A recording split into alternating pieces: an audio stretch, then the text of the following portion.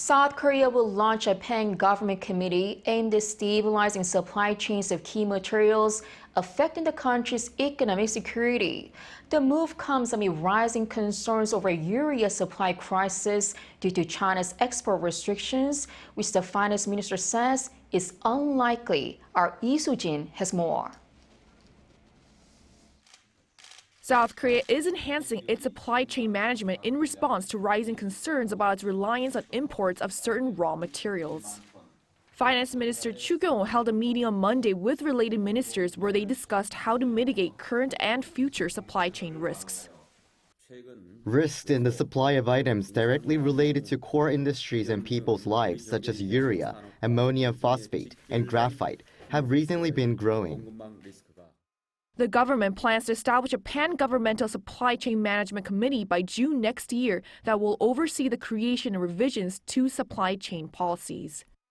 During the second half of next year, the committee will also decide which raw materials and other economic items should be designated as essential economic goods. And the businesses that supply and produce these goods will receive government support for production and stock management. The government also plans to establish a supply chain stabilization fund with the Export-Import Bank of Korea sometime next year to provide financial support such as loans and investment for these businesses, with the size of the fund to be decided in the first half of next year. But the minister emphasized that a repeat of the urea shortage crisis in 2021 is unlikely. Urea sales at gas stations were higher than usual immediately after the imports from China were halted, but the increase has been slowing since last week, and prices have largely been stable.